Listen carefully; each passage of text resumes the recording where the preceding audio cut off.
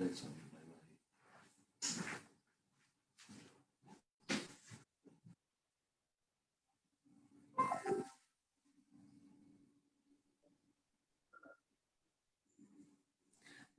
मी doctor आरती सोमण आणि निसर्ग talks मध्ये तुम्हा सर्वांचं स्वागत करते. आजच्या आपल्या टॉक मध्ये आपण बोलणार आहोत सांधेदुखी, गुडघेदुखी, आर्थरायटिस, त्याची लक्षणं, उपचार पद्धती व त्याची कशी काळजी घ्यावी सांध्यांची या विषयावरती. या संबंधी बोलण्यासाठी आणि माहिती देण्यासाठी आपल्या बरोबर आहेत डॉक्टर विजय रामकृष्ण काकतकर सर. मी थोडक्यात सरांची माहिती तुम्हाला करून देते. डॉक्टर विजय काकतकर सर हे नाशिक येथील प्रसिद्ध ऑर्थोपेडिक सर्जन आहेत. सरांचं स्पेशलायझेशन हे general orthopaedics and trauma, spine surgery and joint replacement मध्ये आहे. गेली 4 दशकाहून जास्त काळ सर नाशिक येथे प्रॅक्टिस करत आहेत. ते रामकृष्ण मेडिकल रिसर्च सेंटरचे फाउंडर प्रेसिडेंट आहेत. तसंच या सेंटर थ्रू सर हे अनेक सामाजिक कार्यामध्ये सहभागी असतात. Ramakrishna medical research centre through वेगवेगळे हेल्थ कॅम्प्स, सर्जिकल कॅम्प्स आयोजित केले जातात. तसेच ऑस्टिओपोरोसिस, जॉईंट रिप्लेसमेंट सारख्या आजारांसाठी डायग्नोस्टिक व ट्रीटमेंट कॅम्प आयोजित केले जातात. पोस्ट ग्रॅज्युएट डॉक्टर्ससाठी विविध वर्कशॉप, CMEs अरेंज करणे अशी अनेक कामं रामकृष्ण मेडिकल रिसर्च सेंटर हे करते. अवॉर्ड्स बद्दल सांगायचं झालं तर IMA कडून म्हणजे इंडियन मेडिकल असोसिएशन कडून धन्वंतरी पुरस्कार मिळालेला आहे. तसेच शिवगौरव पुरस्कार हा कॉन्ट्रीब्युशन इन मेडिकल फील्ड साठी मिळालेला आहे. लोक कल्याण पुरस्कार नाशिक म्युनिसिपल कॉर्पोरेशन कडून मिळालेला आहे. नाशिक भूषण पुरस्कार, तसेच सुश्रुत पुरस्कार या व अशा अनेक पदव्या व पुरस्कारांनी सर सन्मानित आहेत. सरांचे अनेक ऑर्गनायझेशन्स व असोसिएशन्सचे लाईफ मेंबर आहेत व तसेच नॅशनल आणि इंटरनॅशनल जर्नल्स मध्ये सरांचे अनेक पेपर्स पब्लिश आहेत. तर आज आपण बोलणार आहोत सरांशी त्यांच्या फील्ड बद्दल आणि त्यांच्या स्पेशलायझेशन बद्दल, जे की जॉईंट रिप्लेसमेंट, सांध्यांची काळजी, तसेच सांध्यांशी निगडीत वेगवेगळ्या आजारांविषयी. मी सरांचं स्वागत करते. वेलकम टॉक्स मध्ये. नमस्कार. येस सर, सर्वप्रथम मी सांध्यांबद्दल अगदीच साधा प्रश्न विचारू इच्छिते की सांध्यांची झीज ही कशा प्रकारे सुरू होते आणि त्याची मुख्य कारणं कोणती असतात किंवा कोणते घटक कारणीभूत असतात? खूप चांगला प्रश्न आहे. सांध्यांची झीज होणं हा एका दृष्टीने पाहिलं तर आजार म्हणता येणार नाही. हा एक निसर्गाचा नियम आहे. म्हणजे आपल्या शरीराचा जो जो भाग हालतो, वापरला जातो, त्या प्रत्येक भागाची झीज होते. आणि सांधे ही तर लोकोमोटर सिस्टीम म्हणजे आपल्या हालचालींचं मेन आपलं कार्य करणारी संस्था आहे. आणि त्यामुळे प्रत्येक सांध्यामध्ये कमी जास्ती प्रमाणामध्ये झीज होत राहते. आता त्याच्यामधले जे वेट बेरिंग जॉइंट्स आहेत, म्हणजे ज्याच्यावरती आपल्या शरीराचं लोड घेतलं जातं, म्हणजे ज्याच्यामध्ये मेनली पायाचे, गुडघ्याचा सांधा आहे, खुब्याचा सांधा आहे, किंवा पावलाचे सांधे आहेत, किंवा मणक्यांचे सांधे. तर ह्याच्यावरती हालचालींच्या बरोबरच आपल्या शरीराचा भार पेलण्याची पण जबाबदारी असते.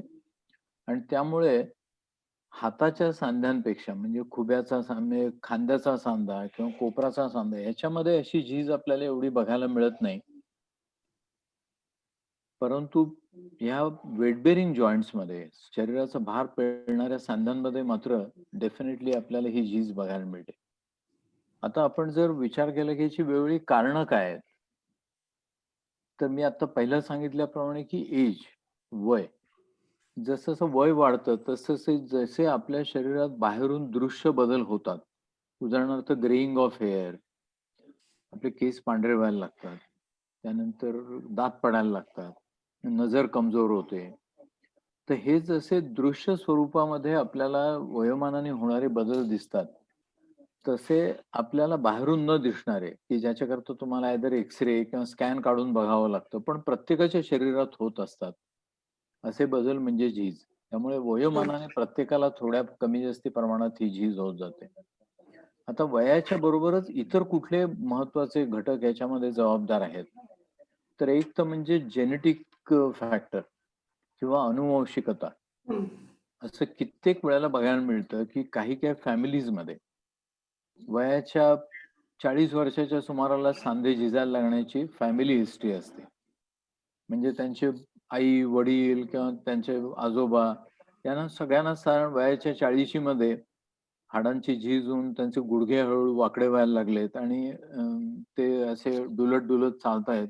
अशी फॅमिली हिस्ट्री आपल्याला ऐकायला मिळते. So there is a genetic factor. अच्छा. तर ते जेनेटिक फॅक्टर ज्यांच्याकडे आहे, त्यांनी कितीही जरी काळजी घेतली, तरी सुद्धा दे cannot change this constitution completely आणि त्याच्यामुळे त्यांना कितीही काळजी घेतली, वजनावरती कंट्रोल ठेवला, तरी सुद्धा बऱ्याच वेळेला हे झीज होण्याचा प्रॉब्लेम हा सुरूच होतो. अच्छा. तिसरी महत्वाची गोष्ट जी आजकालच्या दिवसामध्ये खूप महत्वाची आहे असं मला वाटतं, ते म्हणजे ओबेसिटी. हं. आता आपल्याला माहिती आहे, की बदललेल्या आहार पद्धतीमुळे आपण जे थोडं परदेशी आहाराचं अनुकरण करतोय. हो. जंक फूड मुलं लहानपणापासून आवड निर्माण होते आणि ते खायला लागल्यानंतर ज्युव्हेनाइल ओबेसिटी किंवा लहान मुलांमधली ओबेसिटी हा आपल्या देशामधला एक अतिशय वाढणारा महत्वाचा प्रॉब्लेम आहे, की ज्याच्याविषयी मला वाटतं doctor community as well as parents या दोघांच्या मध्ये खूप जागृती निर्माण करणं खूप आवश्यक आहे. आणि या हं. ज्युव्हेनाइल ओबेसिटीचा डेफिनेटली सांध्यांची झीज होण्याशी खूप जवळचा संबंध आहे. तसंच ज्या लोकांचं ओव्हरऑल वेट वाढतं, म्हणजे not only right from childhood पण नंतर काही कारणांमुळे, त्यांना सुद्धा डेफिनेटली हाडं झिजण्याचं प्रमाण जास्ती वाढत जातं. त्याच्याबरोबर ऑक्युपेशन म्हणजे तुम्ही कशा पद्धतीचं काम करता. हं. जे लोक टेबल वर्क करतात, की ज्यांना फार फिजिकल ॲक्टिव्हिटी नाही, त्या लोकांचे गुडघे वगैरे झिजायचे युजुअली प्रॉब्लेम येत नाही. त्यांना उलट मणक्यांचे प्रॉब्लेम लवकर सुरू होतात. हं. परंतु जे हार्ड वर्क करणारे किंवा मॅन्युअल वर्क करणारे लोक आहेत, हं. की ज्यांना ॲक्चुअली फील्डमध्ये जाऊन शारीरिक कष्ट करावे लागतात, वजनं उचलावी लागतात, खाली उठ-बैस करण्याची गरज पडते. अशा लोकांच्या मध्ये त्या रिपिटेटिव्ह ट्रॉमामुळे किंवा रिपिटेटिव्ह स्ट्रेन त्या जॉइंटवरती पडल्यामुळे त्या सांध्यांची लवकर झीज व्हायला अच्छा. लागते. किंवा काही जणांना लहानपणापासून काही डिफॉर्मिटीज असतात. थोडे पायामध्ये ज्याला बो लेग्स म्हणतो आपण, वाकडेपण असतं. त्यांना सांध्याच्या एकाच बाजूवरती जास्ती लोड पडतं आणि त्यामुळे ती बाजू लवकर झिजायला लागते. हं. जसं आपण एज हा फॅक्टर म्हणलं, तसं सेक्स हा सुद्धा एक महत्वाचा भाग हाडांच्या झिजेमुळे बघायला मिळतो. बरं. त्याच्यामध्ये जर आपण जगभराचं मेडिकल स्टॅटिस्टिक्स पाहिलं, तर गुडघ्याच्या हाडांची झीज ही स्त्रियांच्या मध्ये लवकर आणि जास्त प्रमाणामध्ये पुरुषांपेक्षा बघायला मिळते. आणि त्याचं महत्वाचं एक कारण म्हणजे स्त्रियांमध्ये जेव्हा मेनोपॉज येतो, हं. त्यावेळेला जे हार्मोनल चेंजेस शरीरामध्ये होतात, त्याच्यामध्ये 2 महत्वाच्या सांध्यांना किंवा हाडांना हानिकारक गोष्टी होतात. एक म्हणजे मेनोपॉझल ऑस्टिओपोरोसिस म्हणतात. म्हणजे ज्याच्यामध्ये या हार्मोनल चेंजेसमुळे सडनली हाडांना ठिसूळपणा यायला लागतो.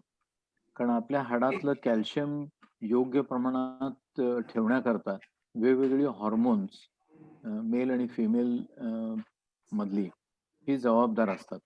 हं. आणि मेनोपॉजच्या वेळेला सडनली या हॉर्मोनच्या लेव्हल्स एस्पेशली इस्ट्रोजनच्या लेव्हल्स कमी व्हायला लागतात. हं. आणि त्यामुळे हाडांमध्ये अचानक ठिसूळपणा यायला सुरुवात होते. त्याला मेनोपॉझल ऑस्टिओपोरोसिस असं म्हटलं जातं. आणि ॲट द सेम टाईम दुसरा एक महत्त्वाचा चेंज सडनली स्त्रियांच्यामध्ये त्या काळात होतो म्हणजे या हार्मोनल चेंजेसमुळे अचानक वजन वाढायला लागतं. खूप स्त्रियांमध्ये मी असं पाहिलेलं आहे, की एकेका वर्षात 10-10 किलो सडनली वेट वाढतं. आणि डाएटवरती रिस्ट्रिक्शन ठेवून व्यायाम करून सुद्धा तो पर्टिक्युलर वेट गेन त्यांना कंट्रोल करता येत नाही. हं.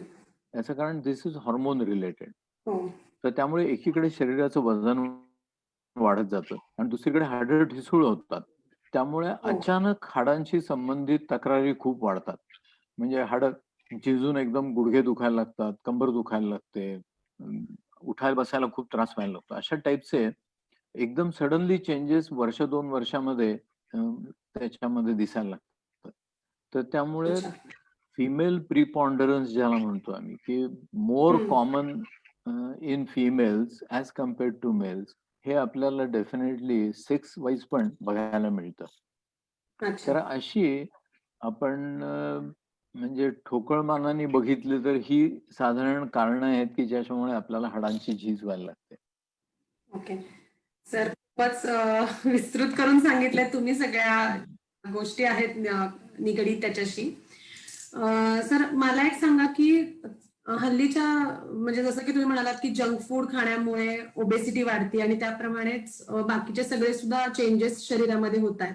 तर तसंच यंग किंवा तरुण वयातच डिजनरेटिव्ह चेंजेस दिसणं किंवा जॉईंट पेन किंवा बॅक पेन हे सगळे आजार चालू होणं किंवा स्पॉन्डिलिसिस सारखे काही जण म्हणतात आजार चालू होणं.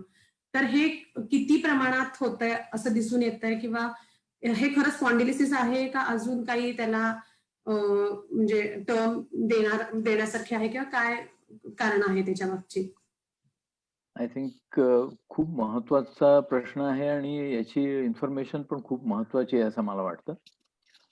म्हणजे आता आपण म्हणल्याप्रमाणे the ageing process has started coming early असं आपण नेहमी म्हणतो. म्हणजे आता आजकाल बऱ्याच वेळेला आपण जेव्हा जरा थोड्या एल्डरली लोकांशी बोलतो, तेव्हा असं लक्षात येतं, की ते आपल्याला सांगतात, की आता माझं वय 80 वर्षाचं आहे, पण तरी ते अजूनही चांगले धडधाकट असतात आणि इंडिपेंडंट असतात. आणि हो. आपण कॉमनली ऐकतो, की यंग जनरेशनचे लोक, "आम्हाला माहिती नाही तुमच्या वयामध्ये आमची काय परिस्थिती होईल." असे रिमार्क्स आपल्याला कॉमनली ऐकायला मिळतात. हो. काही लोक गमतीने त्याला सांगतात, की तुम्ही चांगलं गावठी तूप खाल्लेलं आहे. आम्ही मात्र डालडामध्ये मोठे झालो आहोत वगैरे असं. तर यंग एजमध्ये I think ageing process has definitely started coming early. तर आता त्याची जी वेगवेगळी कारणं आहेत, त्याच्यामध्ये एक म्हणजे आय थिंक लाईफस्टाईल. हं. म्हणजे पूर्वीच्या काळी मला आठवतंय, आम्ही शाळेत जाताना आयदर चालत, पळत किंवा सायकलवरनं पुढे पुण्यात गेल्यानंतर. पण आताची जर मुलं बघितली, तर ती मॉन्टेसरी पासून ते आयदर रिक्षातनं किंवा त्यांची काय शाळेची गाडी येते त्याच्यातनं, असं तिथपासून त्यांची जायची सुरुवात होते. म्हणजे तिथपासूनच फिजिकल ॲक्टिव्हिटी ही दिवसेंदिवस मुलांच्या मधली खूप कमी होत चालली आहे. हो. स्पोर्ट्स खेळण्याकरता मोठ्या-मोठ्या शहरांमध्ये जागा नाहीत. हं. भीतीपोटी बाहेर मुलांना पाठवण्याला पेरेंट्स तयार नाहीत, की बुवा रस्ता क्रॉस करून तो समोरच्या मैदानात खेळायला जाईल, तर रस्ता तो सुरक्षितपणे क्रॉस करेल की नाही हेही सांगता येत नाही. आणि अशा छोट्या-छोट्या कारणांमुळे फिजिकल ॲक्टिव्हिटी तरुण वयामधली किंवा लहान मुलांमधली ही दिवसेंदिवस खूप कमी होत चालली आहे. आणि त्याच्यामुळे तुमची मसल्सची डेव्हलपमेंट, की जे मसल्स तुमच्या हाडांना, सांध्यांना सपोर्ट देणारी सिस्टम आहे, तर ती हं. कमजोर व्हायला लागते आणि त्यामुळे हाडांची झीज लवकर व्हायला लागते. दुसरं म्हणजे फॉल्टी पोश्चर्स. हं. पूर्वी एखादा चुकून जर एखादा मुलगा किंवा मुलगी घरामध्ये आडवं पडून वाचायला लागली, तर घरामधले मोठी माणसं लगेच ओरडायची, "ए, झोपून वाचू नकोस, उठून बैस." हो. आता it is a very common site, की मुलं आडवी पडून अभ्यास करत असतात. बऱ्याच वेळेला म्युझिक चालू असतं आणि हो. कानामध्ये त्याचे इयरबड्स घालून मुलं वाचत असतात. तर ह्या फॉल्टी पोश्चर्समुळे पण ॲबनॉर्मल स्ट्रेसेस वेगवेगळ्या सांध्यांवरती येऊन त्यामुळे पण हाडांची लवकर झीज व्हायला लागते. त्यानंतर मणक्यांची झीज आपण जर आता विचार केला, तर हं. मानेच्या मणक्यांचे प्रॉब्लेम्स अनेक मुलांना जसे डोळ्यांचे प्रॉब्लेम सुरू झालेत कॉम्प्युटर्स आणि फोनच्या वापरामुळे. हो. तसेच मानेच्या मणक्यांचे, मनगटाचे प्रॉब्लेम हे पण ह्या कॉम्प्युटर्स आणि मोबाईल फोन्सच्यामुळे अनेक जणांना सुरू झालेत. लहान मुलांना आहेत, मोठ्या माणसांना आहेत, मिडल एजेड लोकांना आहेत. हं. तासनतास त्याचा वापर करून ॲबनॉर्मल स्ट्रेस तुमच्या मणक्यांवरती येऊन त्याच्यामुळे तुम्हाला प्रॉब्लेम सुरू होतात. अच्छा. ओव्हरऑल लॅक ऑफ एक्सरसाइज आणि फिजिकल फिटनेस, फॉल्टी पोश्चर्स आणि lack of any sports activity अशी हं. मला वाटतं खूप महत्त्वाची कारणं आहेत, की ज्याच्यामुळे यंग एजमध्ये वेगवेगळ्या हाडांचे प्रॉब्लेम सुरू होतात. त्याचं दुसरंही टोक आहे. म्हणजे काही-काही पेरेंट्स मुलांना they put on too many stresses on them. म्हणजे त्यांनी फुटबॉल पण खेळला पाहिजे, त्यांनी बास्केटबॉल पण खेळला पाहिजे, त्यांनी व्हायोलिनचा क्लास पण जॉइन केला पाहिजे. त्यानंतर त्यांनी म्युझिकचा क्लास पण केला पाहिजे. त्यांनी कुठली होमी भावाचे क्लास पण केले पाहिजेत आणि सगळ्यात त्यांनी पहिलं राहिलं पाहिजे. अशा टाइपचे हो. स्ट्रेसेस मुलांवरती येतात. आणि त्याच्यामुळे psychological as well as physical दोन्ही ओव्हर स्ट्रेस होऊन मुलांना वेगवेगळ्या प्रकारचे मस्क्युलोस्केलेटल प्रॉब्लेम्स, हं. कितीतरी लहान मुलं माझं डोकं दुखतंय, माझी मान दुखतेय, माझे पाय दुखतायत असं म्हणून डॉक्टरांच्याकडे पेरेंट्स घेऊन येतात. तर I think this is a sign की the child is being over stressed हं, हं. Physically as well as mentally.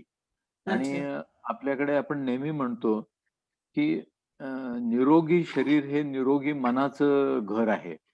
त्याच्या हो. उलटं पण आहे, की निरोगी मन हे निरोगी शरीराकरता आवश्यक असतं. जर तुम्ही मेंटली मुलांना खूप ओव्हर स्ट्रेस केलंत, हं. तर त्यांचं शरीर पण त्याला साथ देत नाही आणि त्याच्यामुळे शारीरिक वेगवेगळे प्रॉब्लेम्स खूप अर्ली एजमध्ये चालू होतात.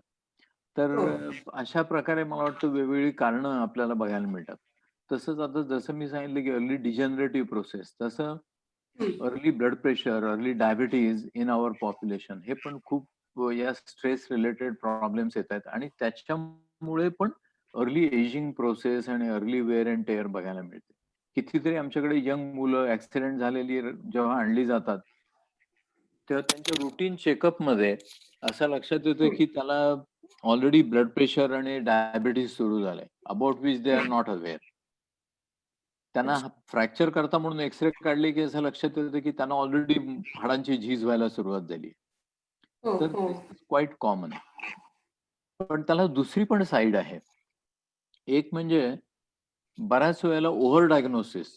म्हणजे हं. 22 वर्षाचा मुलगा किंवा मुलगी त्याला मानेत दुखायला लागलं म्हणून डॉक्टरांच्याकडे गेला, हं. की त्यांचे फॅमिली डॉक्टर किंवा कोणतरी त्याला बघतात, इकडे-तिकडे करतात. त्याला "अरे, तुला स्पॉन्डिलोसिस सुरू झालंय." आणि तेव्हापासून मग त्याला मानेला एक पट्टा लावून दिला जातो बऱ्याच वेळेला आणि हो, हो. त्याला तरुणातून वार्धक्याकडे ढकलायला सुरुवात होते. तर असं ओव्हर डायग्नोसिस हे सुद्धा व्हायला नको. हं. माझ्याकडे असे कितीतरी पेशंट असे मी पाहिलेत, की वयाच्या 32व्या वर्षी तो काहीतरी मानेला दुखतो म्हणून आला आणि आल्यावर त्याच्या हिस्ट्रीमध्ये सांगितलं, "सर मला 10 वर्षापासून स्पॉन्डिलोसिसचा त्रास आहे." म्हणजे तुझं आत्ताचं वय काय आहे? म्हणे 32. म्हणजे काय तुला 22व्या वर्षी स्पॉन्डिलोसिस चालू झालं की काय? हो, मी त्यावेळेला माझी मान दुखली होती. त्या डॉक्टरनी मला सांगितलं की तुला स्पॉन्डिलोसिस झालंय. तर इव्हन 32व्या वर्षी त्याला अजून वेअर एंड टेअर काहीच झालेलं नसते. इट हो, इज हो. Basically a positional pain. हं, हं, हं. पण ओव्हर डायग्नोसिसमुळे त्यांच्या मनावरती एवढा इम्पॅक्ट निर्माण होतो, की आपल्याला स्पॉन्डिलोसिस सुरू झालेलं आहे. हो. तर तेही व्हायला नको. म्हणजे ओव्हर डायग्नोसिसही व्हायला नको. But at the same time त्याची योग्य कारणमीमांसा होऊन त्यांना काय गोष्टी केल्या पाहिजेत. हं. त्या गोष्टींनी तुम्ही हे वेअर एंड टेअर किंवा डिजनरेटिव्ह प्रोसेस हे स्लो डाउन करू शकता, हे पण सांगितलं गेलं पाहिजे. हो. निश्चितच. सर सगळ्या कमेंट्स खूप चांगल्या येत आहेत, की आय ओपनर आहे तुम्ही जो काही मेसेज सांगताय याच्या थ्रू आणि खूप इन्फॉर्मेटिव्ह सेशन होतंय आपलं. मी सगळ्यांना रिक्वेस्ट करीन, की तुमचे काही जे प्रश्न असतील ते प्लीज कमेंट सेक्शनमध्ये टाका. डॉक्टरांपर्यंत तुमचे क्वेशन्स आम्ही नक्की पोहोचवू.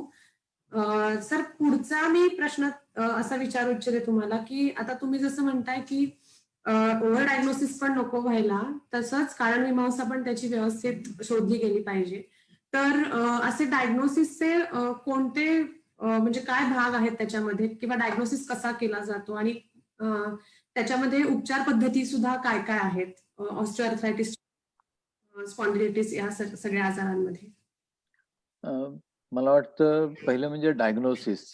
तर प्रत्येक डॉक्टरला त्याच्या बेसिक एज्युकेशनमध्ये एक हिस्ट्री टेकिंग नावाचा एक अतिशय महत्त्वाचा भाग शिकवला जातो. आणि इनफॅक्ट मला असं वाटतं, की त्याच्या इतका महत्त्वाचा डॉक्टरांच्या शिक्षणामधला दुसरा कुठलाच भाग नाही. तर हिस्ट्री टेकिंग म्हणजे तुम्हाला अतिशय चांगला पेशन्स ठेवून सिस्टमॅटिकली त्या पेशंटची पूर्ण हिस्ट्री घेता आली पाहिजे, की तुम्हाला आजार कसा सुरू झाला? कसा वाढत गेला? तो कंटिन्युअसली चालू आहे का तो कमी जास्ती होतोय? कशामुळे आजाराचं प्रमाण वाढतं, म्हणजे दुखणं होत असेल तर कशामुळे दुखणं वाढतं, कशामुळे तुम्हाला बरं वाटतं, म्हणजे ॲग्रेव्हेटिंग अँड रिलिव्हिंग फॅक्टर्स ज्याला आम्ही हं. म्हणतो, हो. ते तुम्ही त्यांना विचारले. फॅमिली बॅकग्राऊंड विचारली. पूर्वीचे काही डिसीजेस होते का? तुमचं ऑक्युपेशन काय आहे? तुम्ही राइट हँडेड आहात का लेफ्ट हँडेड आहात? अशा छोट्या-छोट्या गोष्टी असतात, की ह्या जर तुम्ही प्रॉपरली त्यांना विचारल्या, तर पेशंट तपासण्याच्या पूर्वी 90% वेळेला तुमचं डायग्नोसिस झालेलं असतं, की या पेशंटला खरोखर काय आहे? उरलेल्या 10% भागामध्ये तुम्ही ॲक्चुअली प्रत्यक्षाची पेशंटची तपासणी करून, हं. तुम्हाला आलेली जी काही मनामधली शंका आहे डायग्नोसिसची, ती कन्फर्म करणं किंवा रूल आउट करणं, हा भाग हो. त्याच्यामध्ये येतो. आणि ते झाल्यानंतर मग खरं इन्व्हेस्टिगेशनचा रोल येतो. म्हणजे तुम्ही एक्स-रे काढा, सोनोग्राफी करा, स्कॅन करा, एम-आर-आय करा, की ज्याच्यामध्ये तुम्ही जे काही क्लिनिकल तपासणीनंतर रोगाचं निदान केलेलं आहे, ते तुम्ही कन्फर्म करण्याकरता किंवा त्याचं समजा तुम्हाला वाटलं, की बाबा याला चेंजेस झालेले आहेत. हं. मणक्यांमध्ये झीज झालेली आहे, तर किती प्रमाणात झाली आहे? तुम्हाला वाटतंय, की याला स्पायनल कॉर्डवरती किंवा नर्व्हवरती प्रेशर येतंय. तर हं. किती प्रमाणात प्रेशर आहे? हे तुम्हाला मेडिकली ट्रीटेबल आहे का याला पुढे काही सर्जरी लागू शकेल? तर ह्याच्याविषयी तुम्हाला फाईन जजमेंट घेण्याकरता म्हणून खरं या डायग्नोस्टिक मोडॅलिटीचा वापर केला गेला पाहिजे. जे आज दुर्दैवाने होत नाही. आयदर डॉक्टरांना किंवा पेशंटना दोघांनाही एवढी हिस्ट्री घेण्याचा पेशन्स किंवा वेळ नसतो. बऱ्याच हो. वेळा डॉक्टरांच्याकडे गेला, की "हां, तुला काय होतंय? मान दुखते." "केव्हापासून?" "2 दिवसापासून." "चल बरं एक्स-रे काढून घे जरा बघ." मग तो एक्स-रे काढल्यानंतर त्याच्याकडे बघितलं, की डॉक्टर, "मला असं वाटतं जरा थोडं तुला मणक्यांची झीज व्हायला लागली, तुझा एम-आर-आय करून घे." हं. असं बाय द टाईम डायग्नोसिस हो. होईपर्यंत तो ऑलरेडी एक मोठी फाईल त्याची इन्व्हेस्टिगेशनची तयार झालेली असते. हो, हो. तर अशा पद्धतीने डायग्नोसिस जर झालं, तर बऱ्याच वेळेला ओव्हर डायग्नोसिस होण्याची खूप शक्यता असते. अच्छा. तर प्रॉपर हिस्ट्री, त्यानंतर प्रॉपर एक्झामिनेशन, कशामुळे ॲग्रवेट होतंय, हे हं. जर तुम्हाला कळलं, तर जेव्हा तुम्ही पेशंटला ॲडव्हाइस देणार आहात, तर पेशंटने जर सांगितलं, की माझी जिन्यांची चढ-उतर केली, की माझे गुडघे जास्त दुखतात. हो. तर चेंज इन हिज लाईफस्टाईल, तो जो हं. म्हणला, की मी रोज 2 तास खाली बसून पूजा करतो आणि नंतर मला हं. उठलं, की चालता येत नाही. तर मी गमतीने पेशंटना सांगतो, की मला कळण्याच्या आधी, की तुमचे गुडघे झिजलेत, परमेश्वराला ऑलरेडी कळलंय, की तुमचे गुडघे झिजलेले आहेत. कारण तो सर्वज्ञ आहे असं तुम्ही मान्य कराल. तो म्हणतो, "हो, हो." तर त्यामुळे म्हणलं, "तो परमेश्वर विचार करतोय, की याचे गुडघे झिजलेत, तरी हा 2 तास का खाली बसलाय माझ्यासमोर?" तर निश्चित. त्यांनी ह्या गोष्टी जर तुम्ही मॉडिफाय केल्यात, तर बऱ्याचशा वेळेला तुमचे झीज होण्याचा जो वेग आहे, तो तुम्हाला थांबवता येतो किंवा खूप स्लो डाउन करता येतो किंवा तुम्हाला झालेले चेंजेस रिव्हर्ट करण्याकरता तुम्हाला संधी मिळते. हं. तर अशा प्रकारे अगदी छोट्या-छोट्या लाईफस्टाईल मॉडिफिकेशन पासून तुम्हाला हे आजार ट्रीट करता येतात. किंवा एखादा माणूस कॉम्प्युटरवरती काम करतोय. हं. मी त्यांना नेहमी विचारतो, की तुझ्या कॉम्प्युटर स्क्रीन आणि तुझ्या डोळ्याची लेव्हल ही कशा वेळेला आहे? तो म्हणतो, "नाही, तो माझा लॅपटॉप असतो, तो समोर असा खाली ठेवलेला आहे." म्हणजे तो दिवसातले 8 तास अशी मान तिरकी करून त्या स्क्रीनवरती बघून काम करत असतो आणि त्यामुळे त्याला early problems of cervical spine सुरू होतात. अच्छा. तर ते जर त्यांनी जस्ट त्या कॉम्प्युटर स्क्रीनची लेव्हल त्याच्या आय लेव्हलला आणली, हं. त्याला एर्गोनॉमिक्स म्हणतात. म्हणजे तुमच्या पोश्चर्स आणि तुमचं वर्किंग कम्फर्ट जर तुम्ही विचारात घेतला, तर हं. त्याच्यामध्ये तुमच्या मानेवरती पडणारा स्ट्रेन हा जवळ 70-80% कमी होतो आणि ऑटोमॅटिकली तुमचे त्रास बंद होतात. तर अशी अच्छा. तुमच्या वर्किंग पोश्चरची मॉडिफिकेशन किंवा एखादा माणूस 50 वेळेला खाली वाकून काम करतोय, हं. त्याच्यामुळे हं. मणक्यांची झीज व्हायला लागली आहे कमरेच्या. हं. तर त्याला वाकताना त्यांनी कमरेतून न वाकता त्याच्याऐवजी एक पाय पुढे-मागे घेऊन गुडघ्यातनं वाकला, तर हं. त्याच्या मणक्यांचं लोड कितीतरी प्रमाणात कमी होतं. असा छोटा चेंज त्यांनी जरी केला, तरी देखील त्याच्या कितीतरी तक्रारी आपल्याला ऑटोमॅटिकली ट्रीट करता येतात. अच्छा. ज्यांना ह्याच्यामधनं बरं वाटत नाही, त्यांना मग पुढे वेगवेगळे मार्ग आहेत. कोणाला काही ब्रेसेस वापरता येतात, काही सपोर्ट्स वापरता येतात. नी बेल्ट्स आहेत वेगवेगळ्या प्रकारचे. त्याच्यामध्ये ज्यांना आतला गुडघ्याचा भाग जास्त झिजलेला असतो, त्याला हं. मीडियल ऑफलोडर नी ब्रेसेस म्हणून वगैरे मिळतात. ते घातले की त्यांचं वेट बेरिंग ऍक्सिस चेंज करता येतो आणि त्याच्यामुळे त्यांचं पेन ड्रामॅटिकली कमी होतं. किंवा ज्यांना गुडघ्याची वाटी आणि मांडीचं हाड याच्यामध्ये जास्त झीज होते, हम्म. त्यांना त्या पटेलाचं फ्रिक्शन कमी करण्याचे ब्रेसेस मिळतात. ते त्यांनी वापरले तर औषधं न घेता त्यांना पेन त्यांचं एक अच्छा.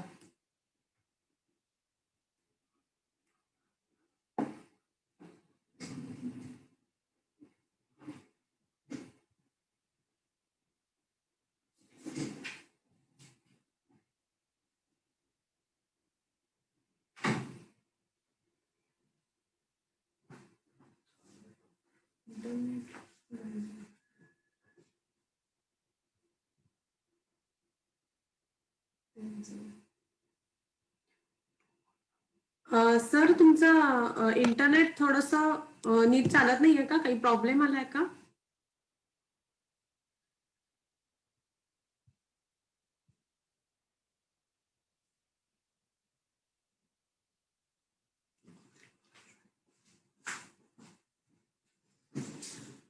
तोपर्यंत मी सगळ्यांना रिक्वेस्ट करेन परत एकदा की प्लीज तुमचे क्वेश्चन्स टाका कमेंट बॉक्समध्ये. सर परत रिजॉईन करतील आणि आपण त्या क्वेश्चन्स कमेंट्स काही असतील तर सरांपर्यंत नक्की पोहोचवू. डॉक्टर काकतकर हे खूप एक्सपिरियन्स डॉक्टर आहेत आणि गेली 40 वर्षाहून अधिक ते नाशिक येथे प्रॅक्टिस करतायत.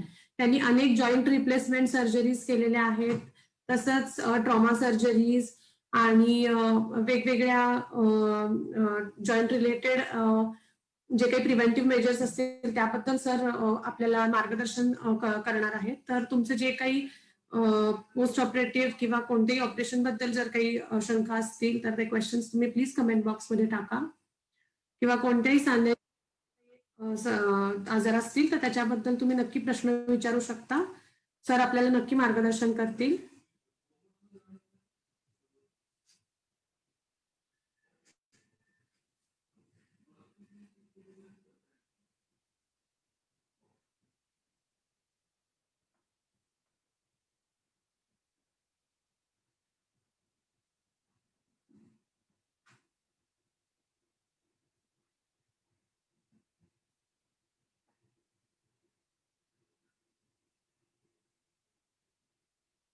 सर पुन्हा एकदा रिजॉईन करतायत आपल्याला.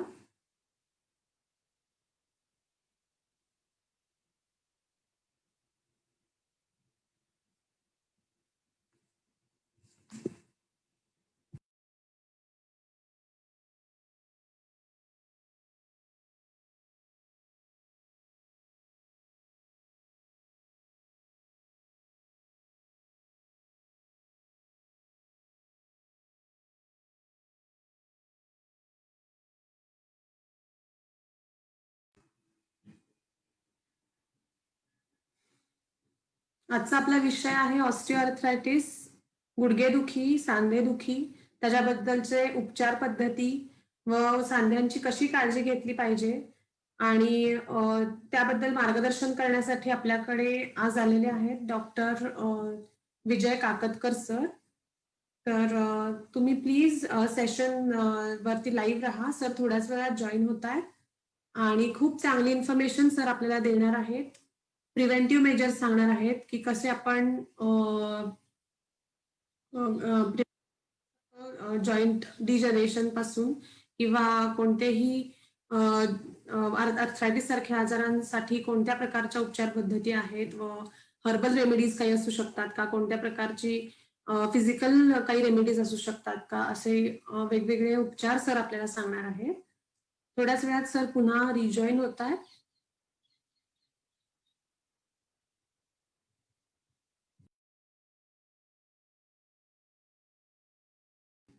Okay sir. सर एकदा जॉईन झालेले आहेत. सर तुम्हाला ऐकू येतोय का आवाज?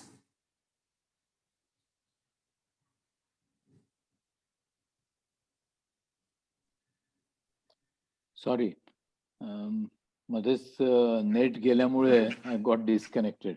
Yes sir.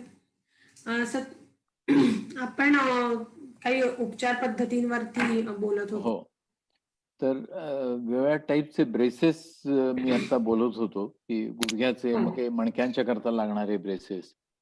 तर त्यांनी बऱ्याच लोकांना जर योग्य प्रकारचा ब्रेस वापरला, तर खूप चांगला रिलीफ मिळतो.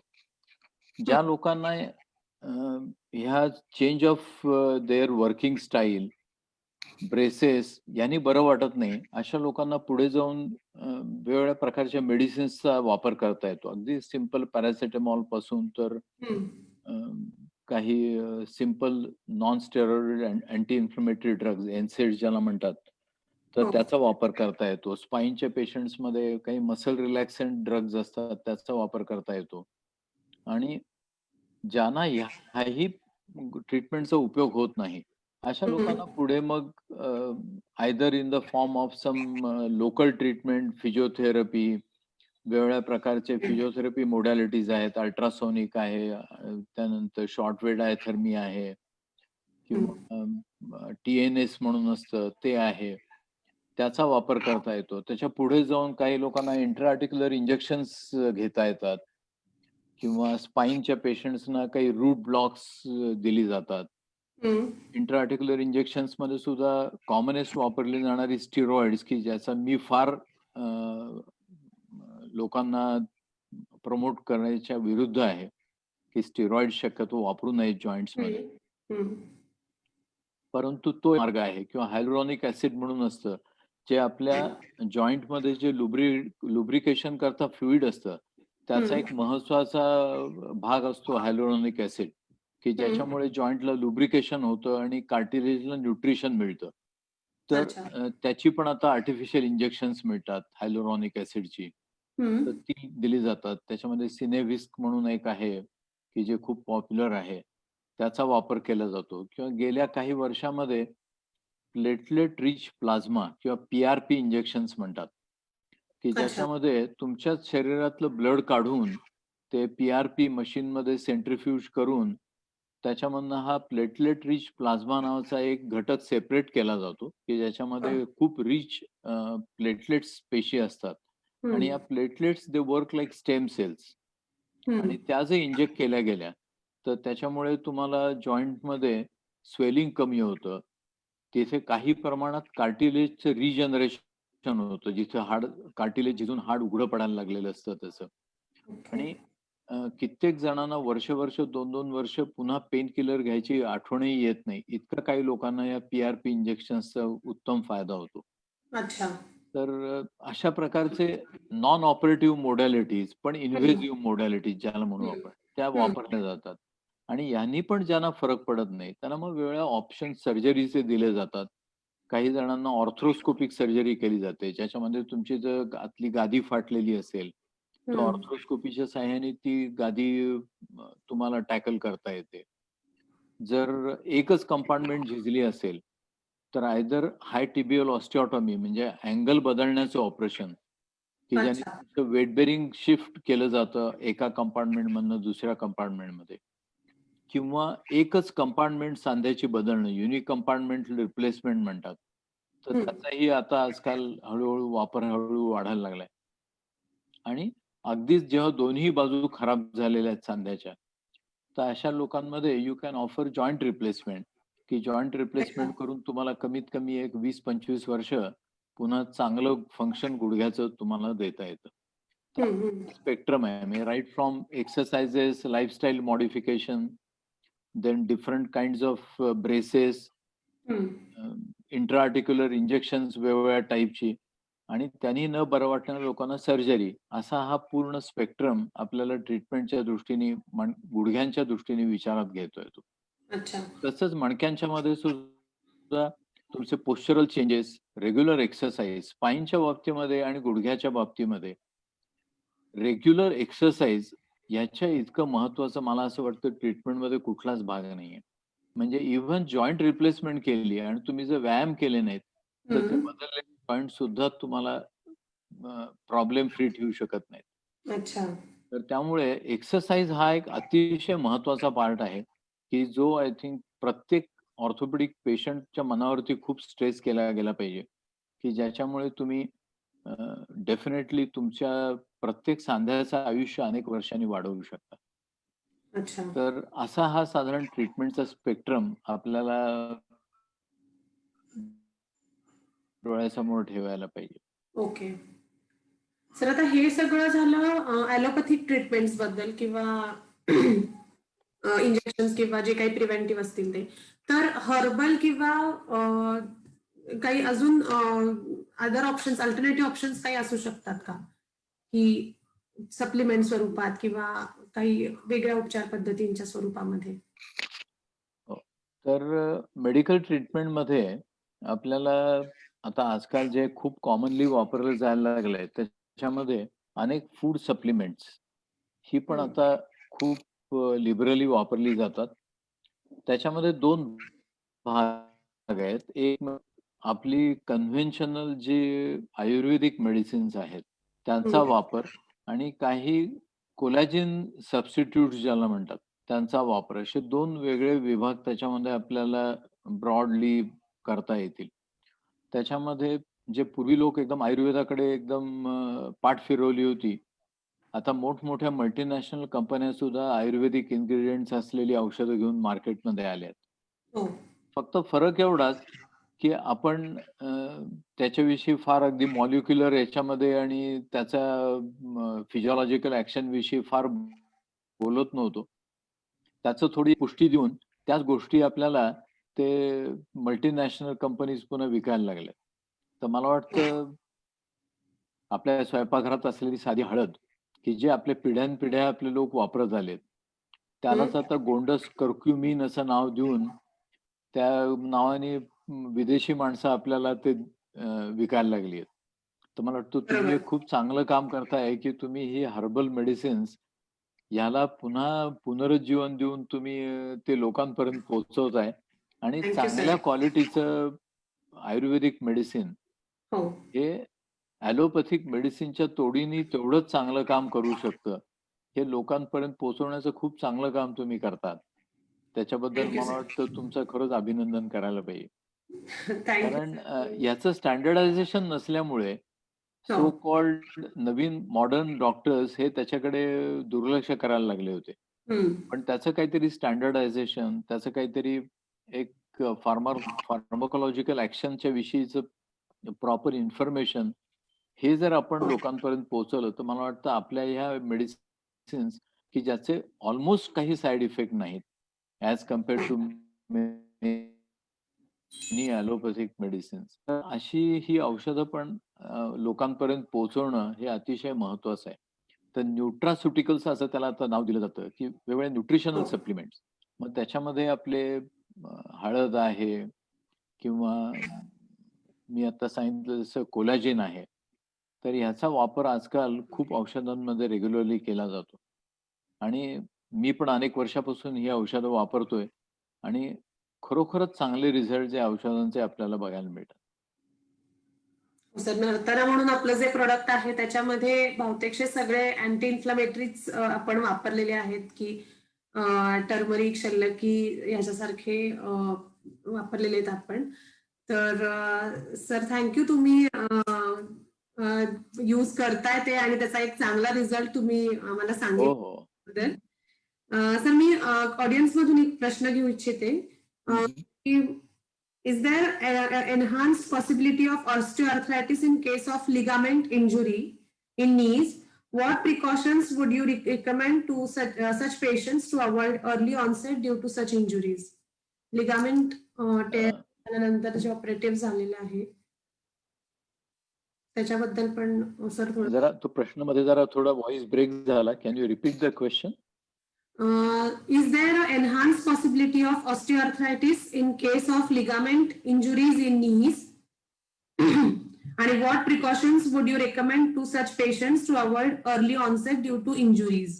ऑस्टिओआर्थरायटिक काही चेंजेस होतात का लिगामेंट इंजुरीज झालेल्या पेशंटमध्ये नी हो, हो, हो.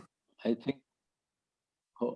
तर मला वाटतं हा प्रश्न कदाचित मेनली ACL किंवा अँटिरियर क्रुशिएट लिगामेंट इंजुरीच्या दृष्टीने विचारला असावा. हो. तर गुडघ्याची 4 महत्त्वाचे लिगामेंट्स आहेत. त्याच्यामध्ये 2 सांध्याच्या बाहेरचे सपोर्ट्स आहेत. मीडियल आणि लॅटरल कोलॅटरल लिगामेंट म्हणतात, की जे हम्म. सांध्याच्या बाहेरून सपोर्ट करतात आणि ते गुडघ्याची व्हारस किंवा व्हाल्गस किंवा आतमध्ये वळणं आणि बाहेर वळणं ही मूव्हमेंट आपल्याला रोखून धरतात. आणि 2 लिगामेंट्स ही सांध्याच्या आत असतात. त्याच्यामध्ये क्रुशिएट म्हणजे एकमेकाला क्रॉस होणारी 2 लिगामेंट्स आहेत. अँटिरियर क्रुशिएट आणि पोस्टिरियर क्रुशिएट. तर ही 2 लिगामेंट्स आपण जेव्हा पायाची गुडघ्याची हालचाल करतो, त्यावेळेला त्या हालचाली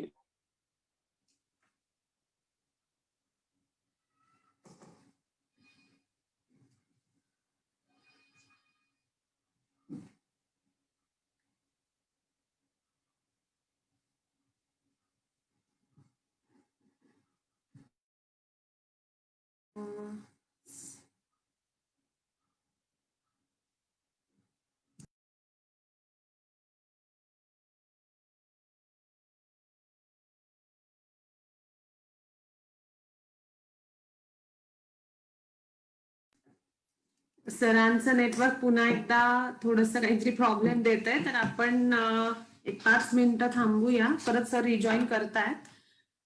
तोपर्यंत सरांनी ज्या प्रकारे सांगितलं की हर्बल रेमेडीज किंवा आयुर्वेदिक उपचार हे सुद्धा एक प्रकारचे प्रिव्हेंटिव्ह उपचार असू शकतात, किंवा जे आपण एनसेड्स सरांनी जसं नमूद केलं की जे पेन किलर सारखे जे वापरले जातात, तर त्यांनी होणारे जे साईड इफेक्ट्स आहेत किंवा जे गॅस्ट्रायटिस किंवा असे बाकीचे जे साईड इफेक्ट जे होतात पेन किलर्सनी, तर ते अवॉइड करण्यासाठी किंवा बाकीचे प्रॉब्लेम्स अवॉइड करण्यासाठी हर्बल रेमेडीज किंवा आयुर्वेदिक उपचार किंवा टर्मरिक सारखे, शल्यकी सारखे जे प्रोडक्ट्स आहेत ते निश्चितच पेन किलर सारखं काम करू शकतात. गुडघ्यांमधली सूज किंवा जॉईंट पेन कमी करू शकतात, जॉईंट स्वेलिंग कमी करू शकतात. तर अशा प्रकारच्या अल्टरनेट थेरपी सुद्धा वापरल्या जातात. आयुर्वेदिक उपचार पण असतात, जसं की जानुबस्ती सारखे काही उपचार असतात ज्याच्यामध्ये ऑइल मसाज केला जातो आणि त्या ठिकाणी स्वेदन केलं जातं, किंवा त्यात अशाच प्रकारच्या हर्ब्स वापरून काही वेळेला वाफ दिली जाते. अशा प्रकारच्या वेगळ्या आयुर्वेदिक उपचार पद्धती देखील वापरल्या जाऊ शकतात. तर ही एक अल्टरनेट ऑप्शन असू शकते. जसं की जेव्हा प्रिव्हेंटिव्ह किंवा प्रायमरी झीज किंवा प्रायमरी स्टेजमध्ये तो आजार असताना, तर सर आपल्याला अजून काही गाईड करतील वेगवेगळ्या उपचार पद्धतींबद्दल, आणि अजून काही टॉपिक्स बद्दल आपण बोलणार आहोत, जसं की लाईफस्टाईल चेंजेस अजून काही करणं अपेक्षित आहे, किंवा योगासनांचा कितपत उपयोग होऊ शकतो, कोणती योगासनं आपण जॉईंट रिप्लेसमेंट किंवा नी रिप्लेसमेंट नंतर पेशंटला सांगू शकतो, किंवा पोस्चरमध्ये काही चेंजेस हवे असतात का, या सगळ्याबद्दल सर बोलणार आहेत आपल्याशी. तर प्लीज सेशन मधून जाऊ नका, सेशन मध्ये लाईव्ह राहा. तुम्हाला कोणतेही प्रश्न असतील तर तुम्ही प्लीज कमेंट बॉक्समध्ये टाका. सर आपल्याला परत एकदा जॉईन करत आहेत. नेटवर्क इश्यूमुळे थोडंसं प्रॉब्लेम येतोय आज, पण निश्चितच सर मॅक्झिमम प्रश्नांना उत्तरं देतील आपल्या, आणि त्यामुळे प्लीज थोडासा पेशन्स ठेवा.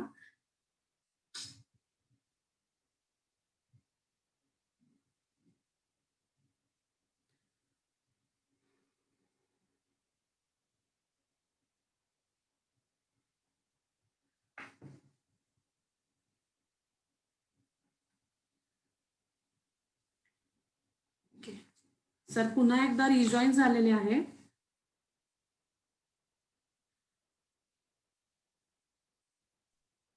सॉरी फॉर द इंटरप्शन मध्येच वायफाय नेटवर्क जातंय. म्हणजे आम्हाला तर खूप सवय आहे याची सर, म्हणजे आपल्याला नेहमीच फसवतं जेव्हा अगदी हो ना. असते तेव्हा, त्यामुळे नो इश्यूज.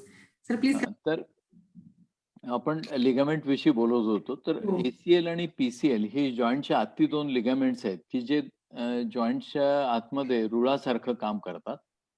आणि जसं रेल्वेचे 2 रुळांपैकी एखादी साधी फिश प्लेट जर निघाली, तर रेल्वे कोलमडते. सिमिलरली जर ACL किंवा PCL या 2 लिगामेंटपैकी एकही लिगामेंट जर डॅमेज झालं किंवा फाटलं, तर त्या सांध्याची स्टॅबिलिटी किंवा स्थैर्य हे कॉम्प्रोमाइज होतं. आणि सडनली गुडघा गिव्ह झाल्यासारखं होऊन एकदम लपकून त्या गुडघ्याला जोरात जर्क बसतो. आणि जसं रेल्वे कलंडली तर आतल्या पॅसेंजरना इंजुरी होते. सिमिलरली जर तुमचा गुडघा एकदा लाईन सोडून एकदम बकल झाला, तर आतमध्ये जी मेनिस्क आहे किंवा गाद्या असतात किंवा कार्टिलेज असतं, तर त्या पॅसेंजर्सना इंजुरी होऊन ती मेनिस्कस फाटून जाते किंवा कार्टिलेजचा एखादा पीस उडून जातो हं, आणि त्याच्यामुळे सांध्याची वेअर अँड टेअर लवकर सुरू होते. हं. तर त्यामुळे ह्या लिगामेंट्सना इंटिग्रिटी त्याची मेंटेन करणं, हे अतिशय महत्वाचं असतं. जर कुणी एखादा माणूस म्हणायला लागला, "नाही, नाही मला कुठं धावपळ करायला लागत नाही." पण साधं जिना चढणं-उतरणं या ॲक्टिव्हिटी करता सुद्धा ही 2 क्रुशिएट लिगामेंट्स इंटॅक्ट असणं, हे अतिशय महत्वाचं असतं. जर ती लिगामेंट डॅमेज झाल्यानंतर तुम्ही जर ती रिपेअर केली नाहीत वेळच्या वेळी, तर आपण त्या गुडघ्याच्या नवीन प्रॉब्लेम्सना निश्चित निमंत्रण देतो. त्यामुळे त्याला रिपेअर करून घेणं खूप महत्वाचं आहे. हं, आणि पूर्वी याला चांगली ट्रीटमेंट उपलब्ध नव्हती. पण गेल्या 2 दशकामध्ये हं. ऑर्थ्रोस्कोपिक सर्जरी ही इतकी उत्तम डेव्हलप झाली आहे, हां. की ओपन सर्जरीपेक्षा देखील कितीतरी चांगल्या सर्जिकल प्रोसिजर्स दुर्बिणीच्या द्वारे हो.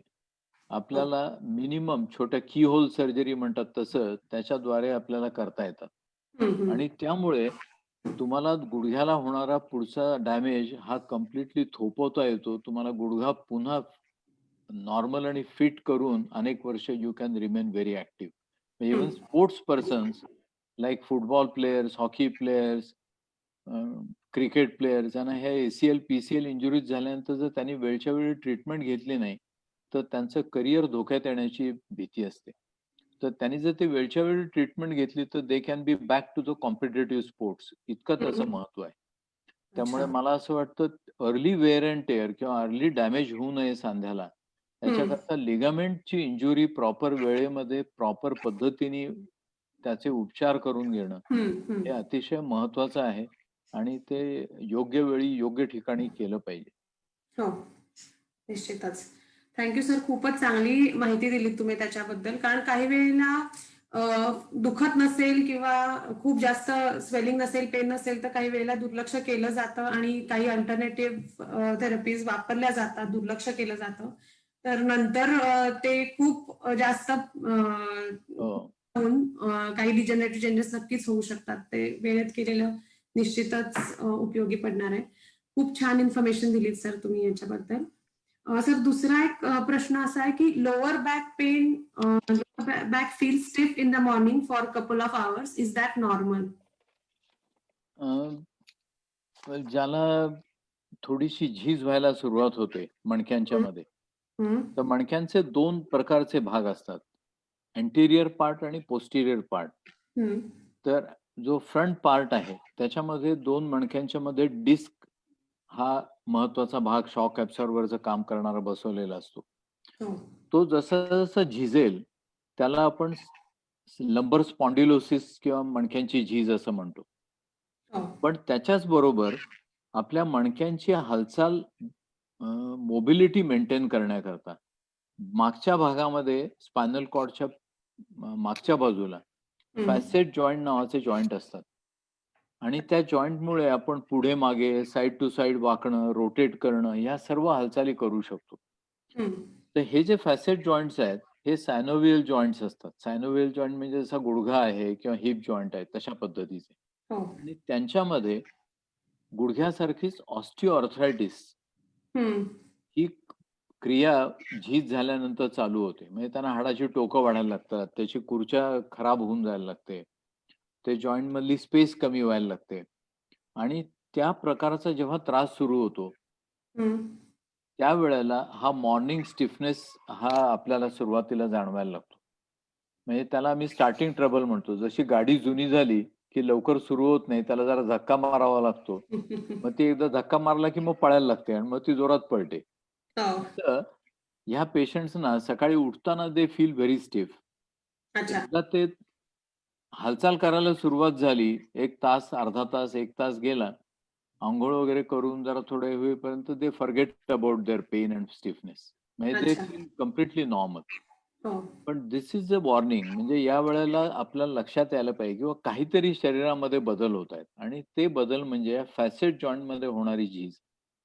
आणि हे सायनोव्हियल जॉइंट्स असल्यामुळे ज्या औषधांचा वापर आपण गुडघ्याच्या झिजेकरता करतो, हं. लाइक फूड सप्लिमेंट्स आहेत, त्यानंतर कोलाजेन प्रिपरेशन्स आहेत, कर्कुमिन आहे.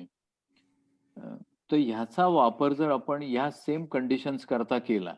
आणि जे योग्य प्रकारचे व्यायाम त्यांना जर शिकवले, हं. तर हा प्रॉब्लेम कंट्रोलमध्ये राहतो, पार्शली रिकव्हर करता येतो आणि हा सकाळचा उठतानाचा जो त्रास आहे, हा आपल्याला जवळ-जवळ 80-90% आटोक्यात आणता येतो.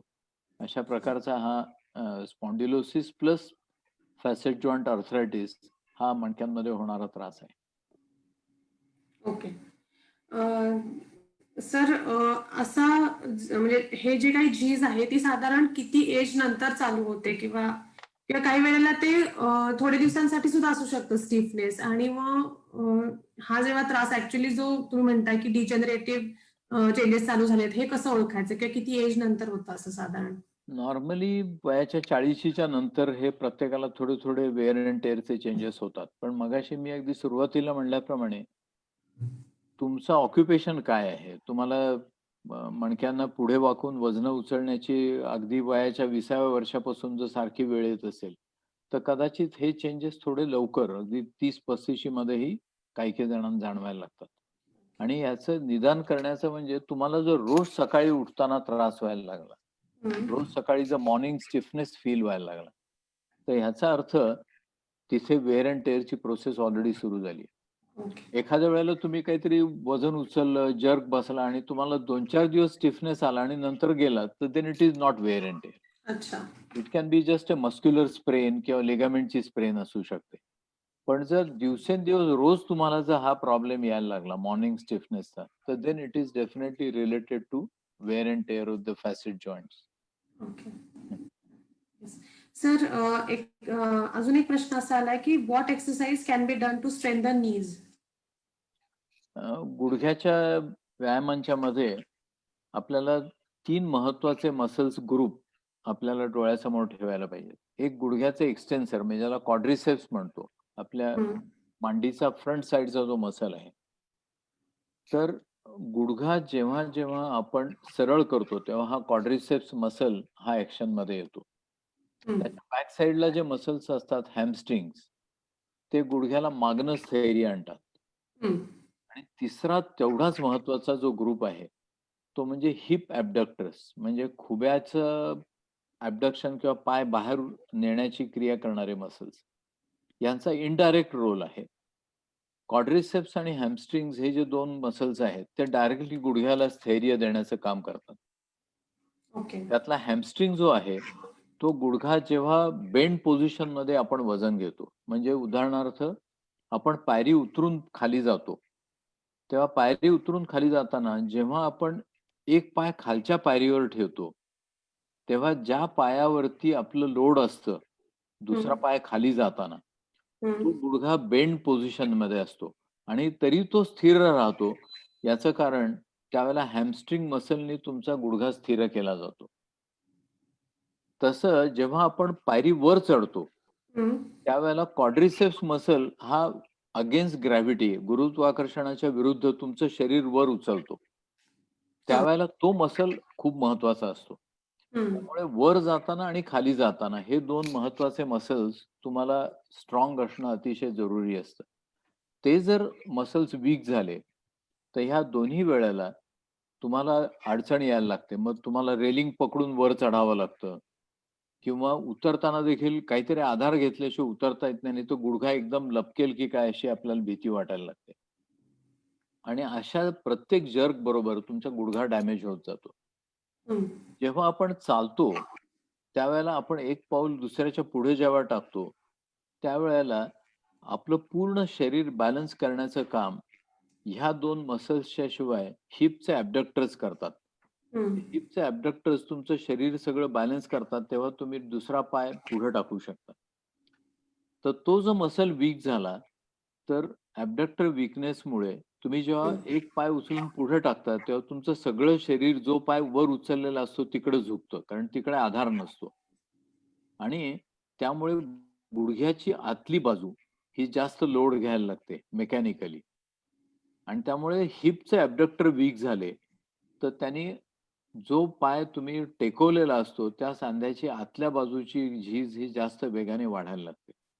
आणि अच्छा. ह्या मसलविषयी अनेक मेडिकल प्रोफेशनल्समध्ये सुद्धा अज्ञान असतं. ते फक्त मांडीचे खालचे 2 स्नायू स्ट्रॉंग करायला सांगतात आणि तरीही झीज ही वाढत राहते. याचं कारण हिप ॲब्डक्टर्स आर वीक. तर त्यामुळे हे 3 मसल ग्रुप्स जर तुम्ही स्ट्रॉंग ठेवले आणि त्याला अगदी साधा एक्सरसाइज, साधी एक घरात ओढणी असते. ती ओढणी मांडीला बांधून तुमचे मांडीचे दोन्ही बाहेर ढकलणं, हा सिंपल एक्सरसाइज जरी केला, तरी सुद्धा तुमचे हिप ॲब्डक्टर स्ट्रॉंग होतात आणि त्याने तुमची गुडघ्याची ॲबनॉर्मल होणारी झीज आतल्या बाजूची ही तुम्हाला हं. रोखून धरता येते. तर त्यामुळे ह्या 3 मसल ग्रुप्सचे प्रॉपर व्यायाम करणं हे गुडघ्यांच्या दृष्टीने खूप महत्वाचं आहे. निश्चितच. सर, तर जाता-जाता एक शेवटचा प्रश्न मी विचारू इच्छिते, की लाईफस्टाईल चेंजेसमध्ये सर तुम्ही अजून काही सजेस्ट करू इच्छिता का, की योगा किंवा वेट मॅनेजमेंट किंवा डायटमध्ये काही चेंजेस असे, जे की डायटमध्ये काही अव्हॉइड करण्यासारख्या काही गोष्टी किंवा काही असं? अगदी निश्चित आय थिंक युजफुल प्रश्न आहे हा. तर अ, 3 महत्त्वाच्या गोष्टी आहेत. डायट, एक्सरसाइज आणि वेट. जे तिन्ही प्रश्न या प्रश्नामध्ये तुम्ही इन्क्लूड केलेत. तर डायटमध्ये आपल्याला लहानपणापासून शिकवलं जातं, की तुम्ही चौरस आहार घ्यायला पाहिजे. चौरस आहार म्हणजे त्याच्यामध्ये सर्व फूड इन्ग्रीडियंट्स हे हो. आपल्याला योग्य प्रमाणामध्ये शरीराला मिळाले पाहिजे.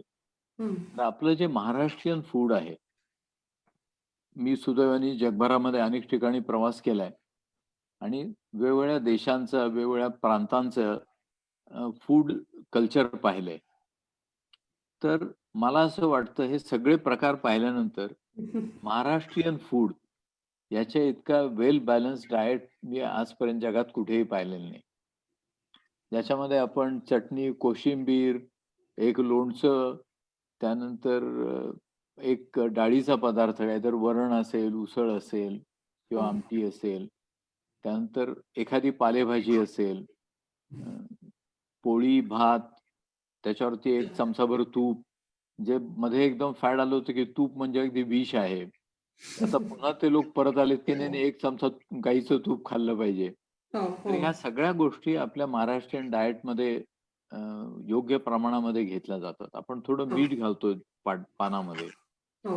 आणि ते सुद्धा आपल्याला खूप आवश्यक असतं. तर वेगवेगळी व्हिटॅमिन्स, हं. वेगवेगळे सॉल्ट्स, क्षार आणि कार्बोहायड्रेट्स, प्रोटीन्स, त्यानंतर फॅट्स वेगवेगळ्या प्रकारची. तर ही योग्य प्रमाणामध्ये आपल्या आहारात असणं, याच्या इतकं महत्त्वाचं काहीच नाही. हो. आता बऱ्याच वेळेला आजकाल जे झालंय Swiggy आणि Uber आणि याच्यामधनं जे फूड आपण नवीन पिढी खास करून आवडीने खाते, त्याच्यामध्ये वापरली जाणारी फॅट्स ही ॲनिमल फॅट्स असतात. हं, हं. आणि आपल्या घरगुती साजूक तुपापेक्षा कितीतरी हानिकारक असतात. हो.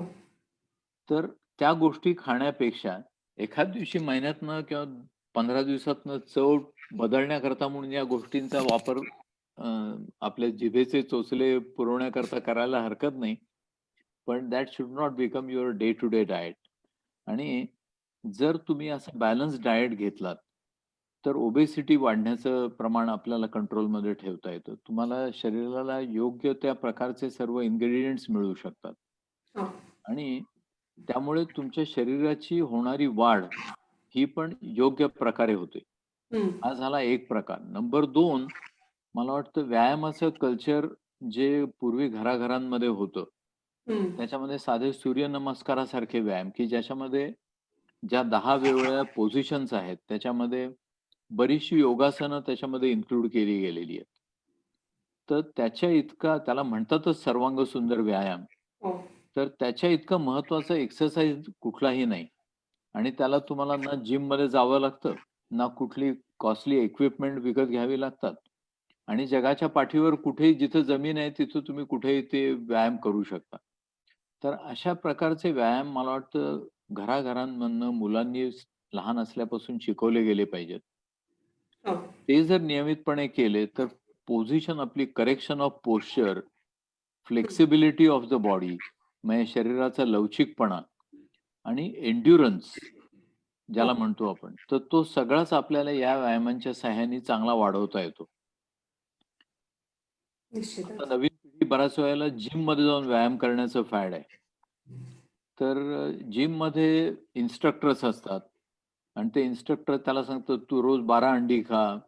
क्रिएटिनिनची पावडर विकतात ती खा आणि त्यांच्या डोळ्यासमोर येणारा प्रत्येक मुलगा किंवा मुलगी हे अर्नॉल्ड श्वार्झनेगर किंवा सँडो वगैरे असे तयार करण्याची त्यांच्या मनात कल्पना असते. उद्दिष्ट तर असतं. मला बरोबर आहे. वाटतं मुलांच्या मध्ये हो. जेव्हा तुम्ही व्यायामाची जागरूकता निर्माण करता, तेव्हा त्यांच्या मनावर एक खूप महत्वाची गोष्ट बिंबवली पाहिजे, की आपण एक्सरसाइज हा बॉडी बिल्डिंग करता करत नाही. Unless it is your profession, you want to become a body builder and earn money out of it.